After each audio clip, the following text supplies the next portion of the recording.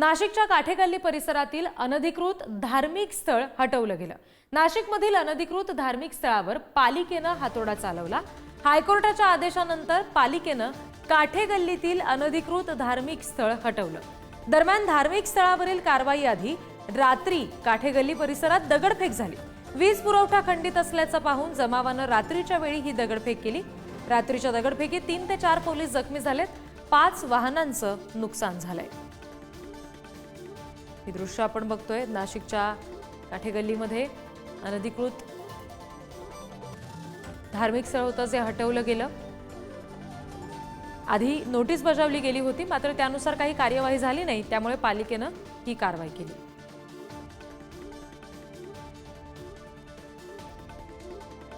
नाशिकच्या काठेगल्लीतली ही दृश्य आणि तिथे असलेला पोलीस बंदोबस्त आपण बघतोय। दोन दृश्य सध्या आपण बघतोय। अनधिकृत धार्मिक स्थळावर जेव्हा हातोडा मारला गेला तिथली त्याची दृश्य आहेत आणि दुसरीकडची दृश्य आहेत रात्रीच्या वेळची, जेव्हा लाईट्स नव्हते आणि त्यामुळे दगडफेक जमावानं केली। याच्यामध्ये 15 पोलीस जखमी झालेत। 5 वाहनांचं सुद्धा नुकसान झालेलं आहे। त्यावेळची रात्रीची ही दृश्य आपण बघतोय।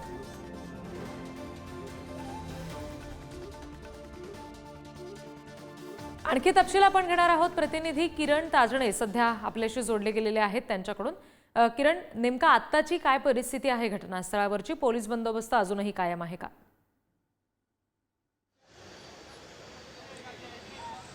मी सध्या काठेगल्ली परिसरामध्ये आहे। ज्या बाजूला नाशिक पुणे महामार्ग आहे त्या बाजूला त्याच ठिकाणचे दृश्य मी तुम्हाला दाखवतो की पोलिसांचा हा बंदोबस्त या ठिकाणी आहे। बॅरिगेटिंग करण्यात आलेला आहे आणि या सगळ्या दरम्यान पोलिसांच्या वाहनांच्या सोबतच जो मलबा काढण्याचं आता सध्याच्या घडीला काम सुरू आहे त्यासाठी ही वाहनं आहे।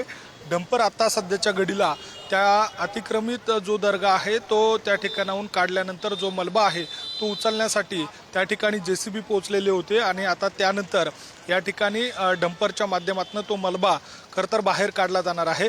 पोलिसांचा मोठा बंदोबस्त या ठिकाणी तैनात करण्यात आलेला आहे। वरिष्ठ पोलीस अधिकारी देखील या ठिकाणी रात्रीपासूनच आहेत।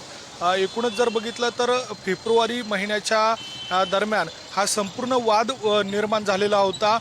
यामध्ये प्रामुख्याने जर बघितलं तर ज्या वेळेला हा अनधिकृत दर्गा आहे अशा स्वरूपाचा दावा करत नाशिक महानगरपालिकेनं कारवाई करावी अशा स्वरूपाची मागणी सकल हिंदू समाजाच्या वतीनं करण्यात आलेली होती आणि त्या सगळ्या पार्श्वभूमीवर बजरंगबलीचं मंदिर त्या अनधिकृत दर्गासमोर उभारू अशा स्वरूपाचा इशारा दिलेला होता आणि त्या सगळ्या अनुषंगानं आता नाशिक महानगरपालिकेच्या माध्यमातून त्या ठिकाणी त्यावेळेला कारवाई देखील करण्यात आली। मात्र हा संपूर्ण वाद जर बघितला तर मुस्लिम एकता मंडळानं वक्फ बोर्डासह उच्च न्यायालयामध्ये याबाबतची धाव घेतलेली होती। त्याबाबतची सुनावणी पार पडलेली होती आणि उच्च न्यायालयामध्ये ज्या वेळेला मुस्लिम एकता मंडळानं याबाबतची याचिका दाखल करत असताना न्यायालयानं त्यांना याबाबतचे ठोस पुरावे सादर करण्यासाठीची मुदत दिलेली होती। मात्र त्या मुदतीतही मुस्लिम एकता मंडळानं याबाबतचे ठोस पुरावे सादर केलेले नाही आणि त्यामुळे त्यांची याचिका देखील न्यायालयानं फेटाळलेली होती आणि त्यानंतर नाशिक महानगरपालिकेनं 1 एप्रिल 2025ला नाशिकच्या या भाभानगर कडे जाणारा जो काठेगल्ली परिसर आहे त्या ठिकाणी असलेली जी दर्गा आहे त्याच्या समोर एक नोटीस बजावलेली होती आणि ज्यामध्ये हा दर्गा अनधिकृत असून या संबंधी स्वतःहून हे अतिक्रमण काढून घ्यावं, अन्यथा नाशिक महानगरपालिकेच्या माध्यमातून कारवाई केली जाईल अशा स्वरूपाचा इशारा दिलेला होता। 15 एप्रिलला 15 दिवसांची ही संपूर्ण मुदत संपली आणि त्यानंतर नाशिक महानगरपालिकेच्या माध्यमातून लागलीच या सगळ्या संदर्भामध्ये कारवाई करण्यासाठीची तयारी करण्यात आली। रात्रीच्या वेळेला काल या ठिकाणी पोलिसांचा जवळपास 500हून अधिकारी कर्मचारी या ठिकाणी तैनात होते। त्यांच्या माध्यमातून या ठिकाणी बंदोबस्त लावला गेला आणि या सगळ्या दरम्यान ज्या वेळेला वीज पुरवठा खंडित झाला त्यावेळेला इथं उपस्थित असलेला जवळपास 1000-1500 जमावानं थेट पोलिसांवर हल्ला केला। यामध्ये दगडफेक केली आणि यामध्ये जवळपास 4 ते 5 पोलीस अधिकारी असतील, जवळपास 20हून अधिक कर्मचारी हे संपूर्ण जखमी झाले आणि त्या सगळ्या दरम्यान मोठा या ठिकाणी गोंधळ निर्माण झाला। एकूणच या सगळ्या परिस्थितीवर नियंत्रण मिळवण्यासाठी नाशिक महानगरपालिकेचे या वेळेला जे अधिकारी उपस्थित होते त्यांनी आणि पोलीस प्रशासनानं या संपूर्ण परिस्थितीला नियंत्रित आणण्यासाठी प्रयत्न केले।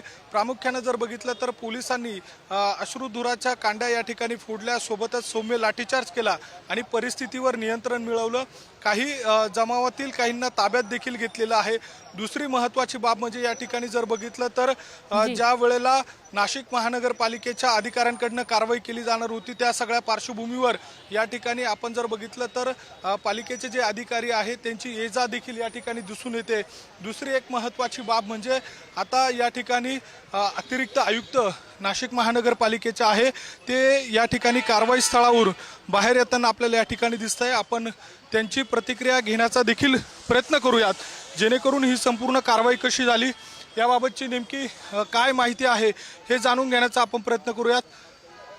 पालिकेचे जे कर्मचारी आहेत ते या वाहनामध्ये दिसत आहे। अतिरिक्त आयुक्त या सगळ्या दरम्यान वाहनामध्ये नसल्याचं एकूणच दिसून येत आहे। मात्र ही संपूर्ण परिस्थिती जर बघितली तर या ठिकाणी पोलिसांचा मोठा बंदोबस्त या ठिकाणी तैनात आहे आणि या सगळ्या अनुषंगानं आपण जर बघितलं तर या ठिकाणी जवळपास 5:37 खरं तर या सगळ्या दरम्यान नाशिक महानगरपालिकेच्या माध्यमातून कारवाई करण्यात आलेली आहे। बांधकाम जे आहे अतिक्रमित ते संपूर्णतः त्या ठिकाणाहून काढून घेण्यात आलेलं आहे आणि त्यानंतर आता मलबा काढण्याचं काम सध्याच्या घडीला या काठे गल्ली परिसरामध्ये असलेल्या जो अनधिकृत दर्गा होता त्या ठिकाणी सुरू आहे। जवळपास 2.5 ते 3 तास या संपूर्ण कालावधीसाठी जातील अशा स्वरूपाचा अंदाज देखील या ठिकाणी बांधला जातोय। त्यामुळे आजच्या दिवशी या संपूर्ण परिसरामध्ये काठे गल्ली ते मुंबई नाका हा जो मधला मार्ग आहे त्या ठिकाणी येण्या जाण्यासाठीची वाहतूक देखील बंद करण्यात आलेली आहे। पर्यायी मार्गाचा वापर करावा अशा स्वरूपाच्या सूचना देखील पोलीस प्रशासनाच्या माध्यमातून देण्यात आलेल्या आहेत। रिद्धी जी निश्चित या सगळ्या संदर्भातले आणखी काही तपशील आता आपण बघणार आहोत। किरण तुम्ही आमच्याशी असे जोडलेले राहा। नेमकं हे प्रकरण काय आहे ते आपण आता बघूया।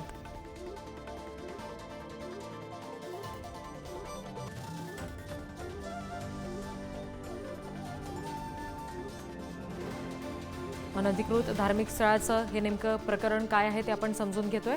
फेब्रुवारी महिन्यामध्ये अनधिकृत दर्ग्याचा मुद्दा उपस्थित झालेला होता। अनधिकृत बांधकाम काढून घ्या अन्यथा बजरंग बलीचं मंदिर उभारू असा इशारा सकल हिंदू समाजानं दिला। वक्फ बोर्डासह उच्च न्यायालयामध्ये मुस्लिम एकता मंडळानं धाव घेतलेली होती। उच्च न्यायालयामध्ये धाव घेतल्यानंतर ठोस पुरावे सादर करू न शकल्यानं मुस्लिम एकता मंडळानं ती जी याचिका केलेली होती ती फेटाळली गेली। 1 एप्रिलला नाशिक पालिकेनं अनधिकृत दर्ग्याबाबत नोटीस बजावली। 15 दिवसात बांधकाम काढून घेण्याची सूचना केली। 15 दिवसात स्वतःहून बांधकाम काढलं नाही तर 16 एप्रिलला रात्री पोलीस प्रशासनानं बंदोबस्त लावला। पोलिसांनी बंदोबस्त लावताच जमावानं पोलिसांवर दगडफेक केली, हल्ला केला आणि 15 पोलीस त्याच्यात जखमी झाले। परिस्थिती नियंत्रणात आणण्यासाठी पोलिसांनी सौम्य लाठीमार केला, अश्रुधुराच्या कांड्या फोडल्या। जमावाच्या दगडफेकीत पोलीस अधिकारी कर्मचारी जखमी झाले, वाहनांचं सुद्धा मोठं नुकसान झालं।